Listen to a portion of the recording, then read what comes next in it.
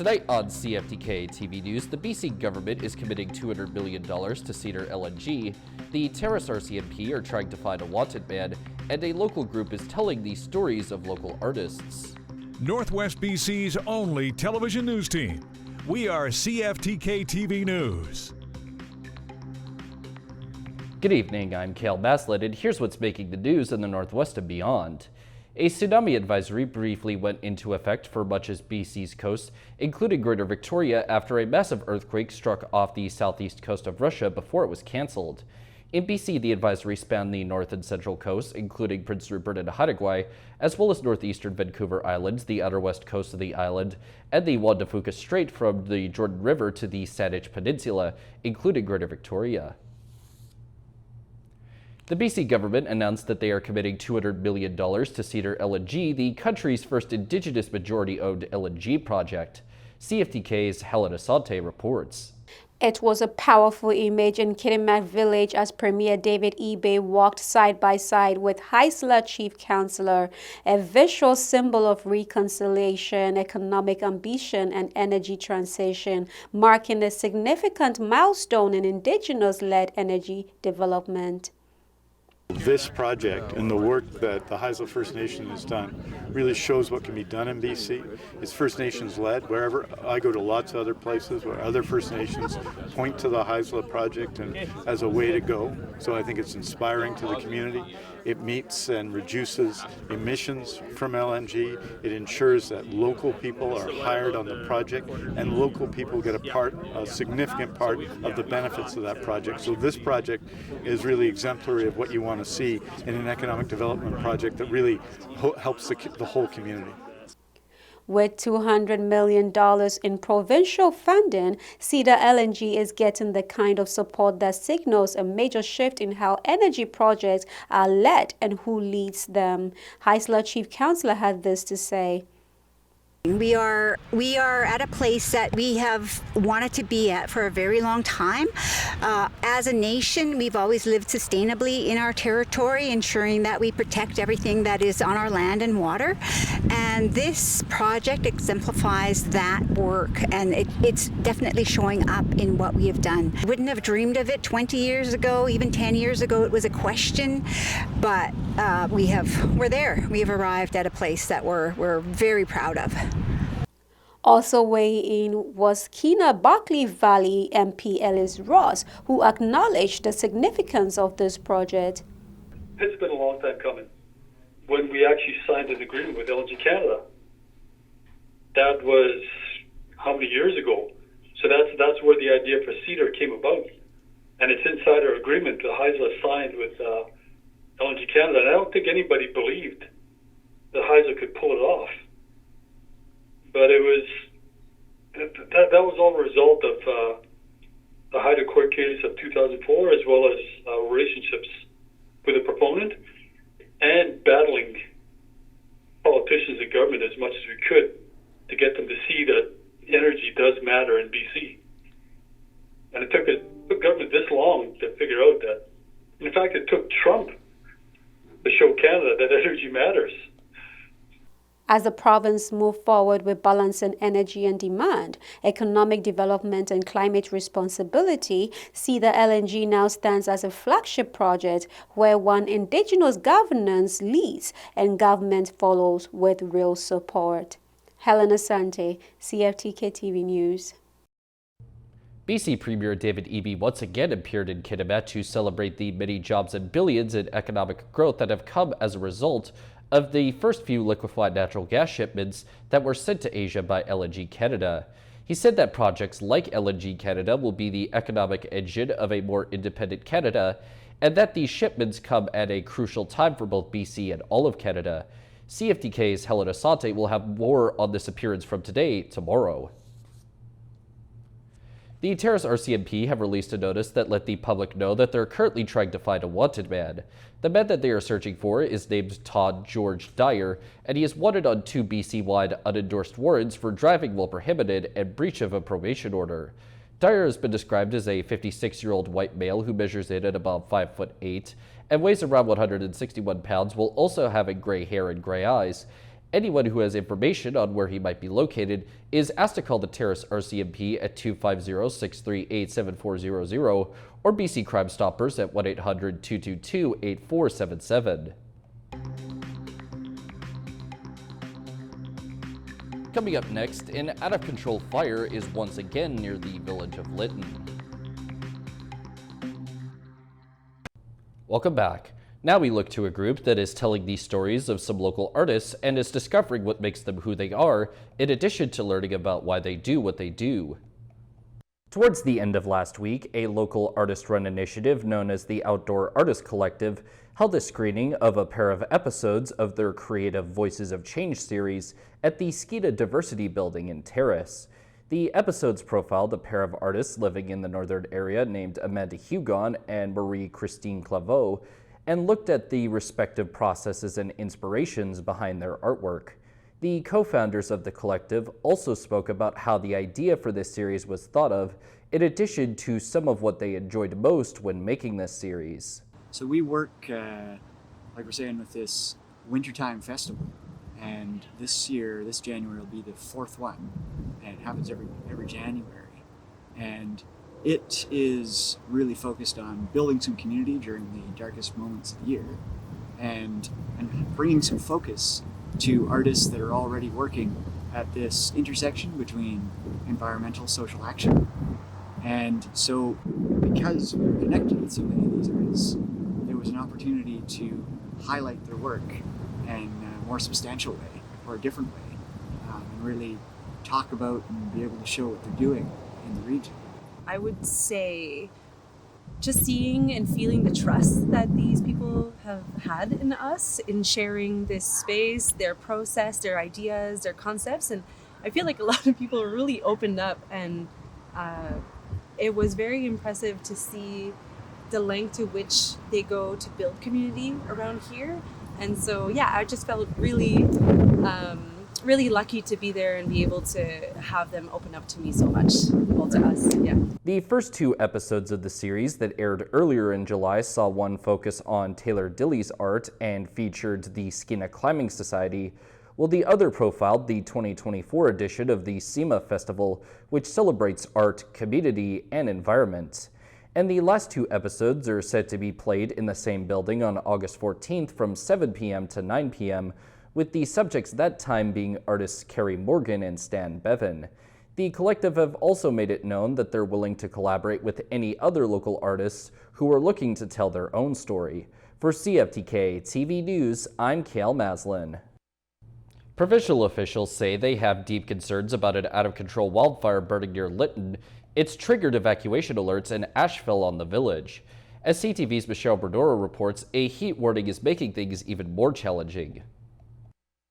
At 4 in the morning, this is what Wayne James saw from the side of the road not far from where he lives. It took right off, and it was a little scary looking. The Cantilever Bar wildfire is about 150 hectares in size, burning 10 kilometers south of Lytton. The fire has triggered evacuation alerts for 5 properties in the Thompson-Nicola Regional District and on First Nations properties in the area. When I look down towards the fire, all I see is smoke. And it's just that haze where you can't see through. With Environment Canada warning temperatures could climb as high as 38 degrees in the area this week, crews are battling both heat and steep terrain. It's challenging terrain. Fire wants to run uphill during the day. It wants to run downhill during the night. There were reports of ashes falling in Lytton last night as an example. And so for those that have been working hard to rebuild their homes, those who are looking to continue to come home over the next number of years, certainly a lot of concerns that I can imagine. The fire comes 4 years after most of Lytton burned in a devastating wildfire.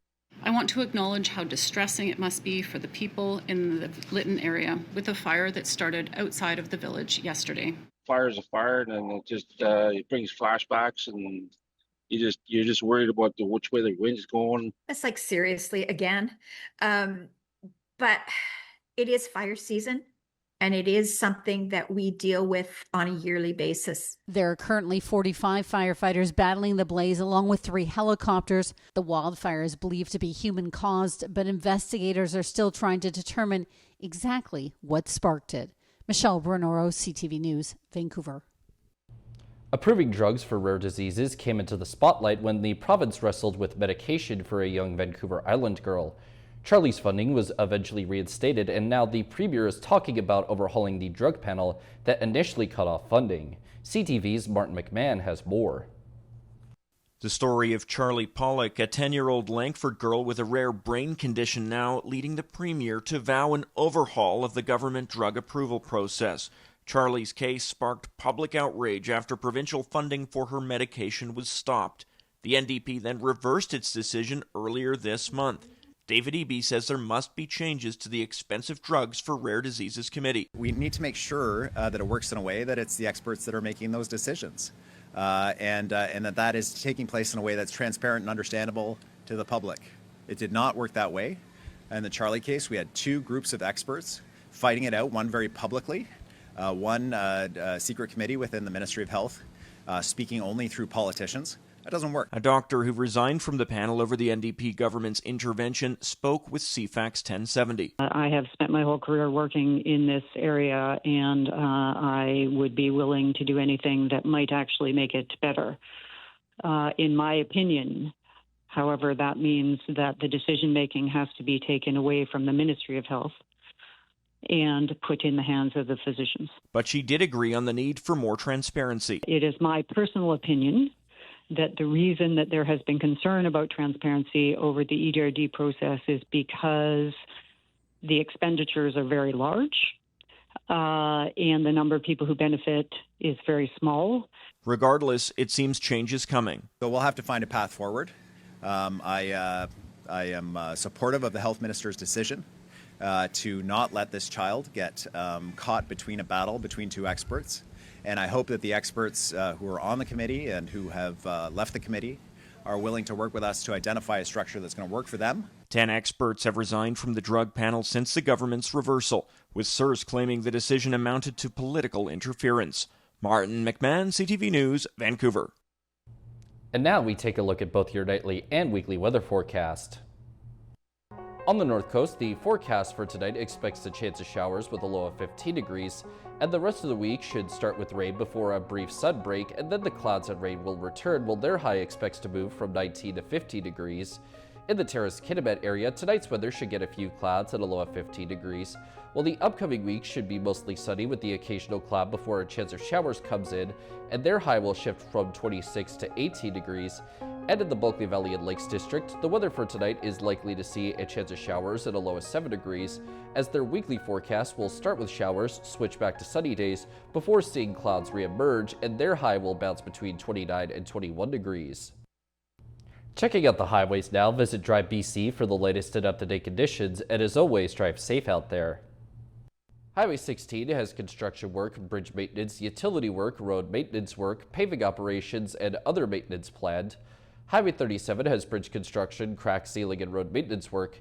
And Highway 37A is still dealing with falling rocks between west of Misiaden and east of Stewart, in addition to maintenance and paving operations. And this is what the roads were looking like this afternoon around the region from the View of the Province's highway cams.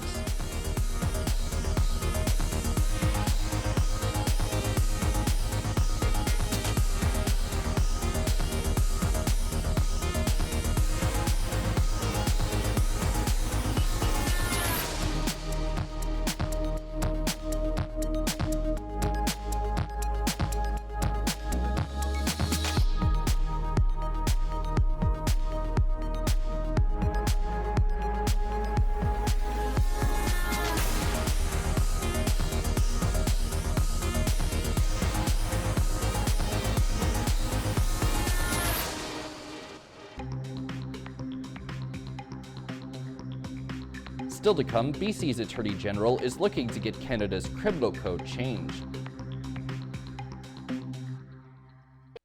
Welcome back. BC's Attorney General has sent a letter to her counterpart in Ottawa advocating for changes to the criminal code after the murder of a Kelowna mother allegedly at the hands of her estranged husband. In a sit-down interview with CTV News, the AG acknowledged some advocates have been saying for weeks the system failed Bailey McCourt. Shannon Patterson has the story. It's been 3.5 weeks since Bailey McCourt was murdered in a Kelowna parking lot, allegedly beaten to death with a hammer by her estranged husband, James Plover. It's horrific. It's an example of a failure of a system to keep somebody safe that actually reached out for help, went through the court process, was searching for safety, and didn't get it. Just hours before he allegedly attacked McCourt, Plover had been found guilty of assault by choking and uttering threats in a domestic violence case, but he was allowed to walk free to await sentencing. Do you think the offender should have been held in custody after conviction? Clearly there's a failure. On Monday, BC's Attorney General sent this letter to her counterpart in Ottawa, advocating for a specific change to the criminal code for perpetrators found guilty of choking or strangulation, which is a known red flag in domestic violence cases. So what it would say is that the reverse onus applies. So the idea that you are held unless you can show there's a good reason to release you shifts the questions that the court asks, right? It's not up to Crown to prove that this person should be held and not released. Instead, it's they're held unless there's a good reason to release them. That legislative change is one step. We need a broader-based intervention that goes well beyond the law. Angela McDougall with Battered Women's Support Services also wants more funding for support workers and mandatory risk assessment for perpetrators of domestic violence. We know that mandated risk assessments at every point of the criminal system and the family law system is something that would make a difference. At this point, we can't guarantee that the system is assessing risk effectively. And if they're doing it, it's at their discretion. Sharma says the Premier raised the idea of mandatory risk assessments with the Prime Minister, who seemed receptive. The Premier has delivered the letter to the Prime Minister asking for these changes. I sent the letter on Monday. I'm meeting with Minister Fraser on Thursday.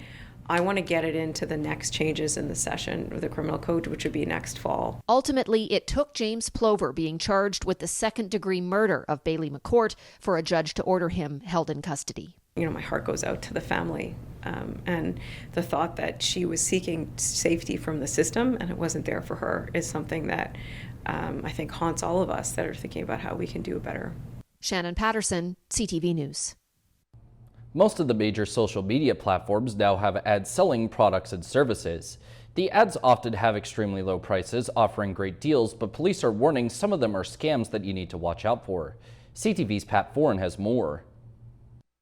Well, it seemed greatly discounted. Keith Edwards of Bowmanville says he was on Facebook when he noticed an ad for an electric bike. It had a list price of $900 US, but was heavily discounted to just $92. Who wouldn't want a bargain for an e-bike that looked solid? I'm a regular cyclist, and I just thought this would be a great help.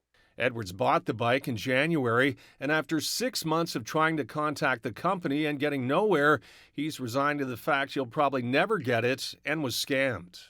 This type of discounted, severely discounted products that are totally bogus. CTV News has done stories on social media ads involving the sale of mobility scooters, lawn mowers, and garden sheds that are all sold at extremely low prices but never show up.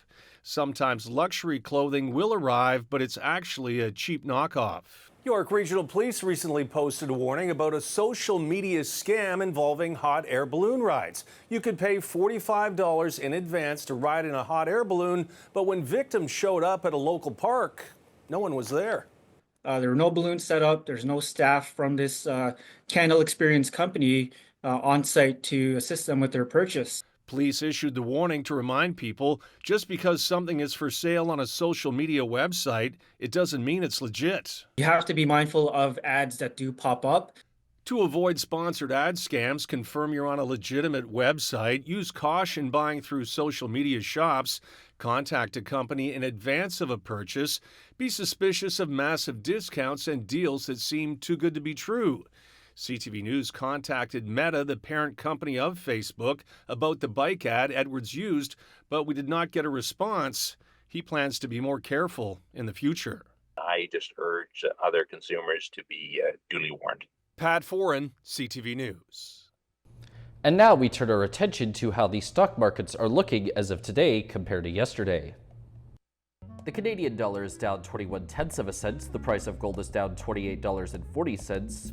Oil is up 79 cents, natural gas is down 12 cents, aluminum is down $25.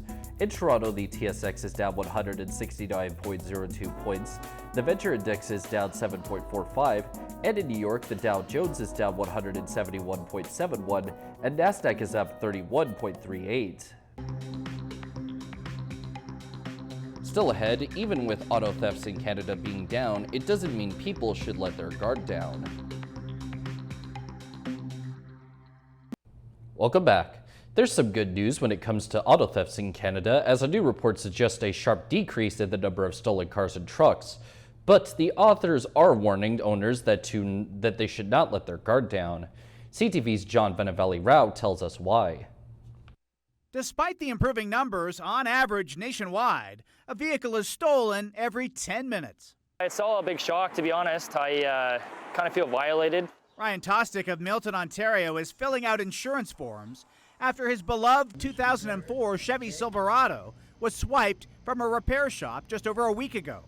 The thief was caught on surveillance cameras. Tostick says his truck had a new engine and says he'd never had anything stolen from him in his life. Just, crazy to see what kind of value just is gone within minutes. But compared to the same period in 2024, in the first half of this year, auto thefts were down 19% nationally, plunging almost 26% in Ontario, while Western and Atlantic Canada saw 9% declines. I do caution that even though the numbers are still going down, they're still high, and it doesn't mean that we need to take our foot off the gas. The report says better public awareness and collaborative efforts by governments and law enforcement agencies appear to be making a difference, noting during the pandemic auto thefts rose when the supply chain for new cars was disrupted, peaking in the first half of 2023 at 34,000 and declining ever since.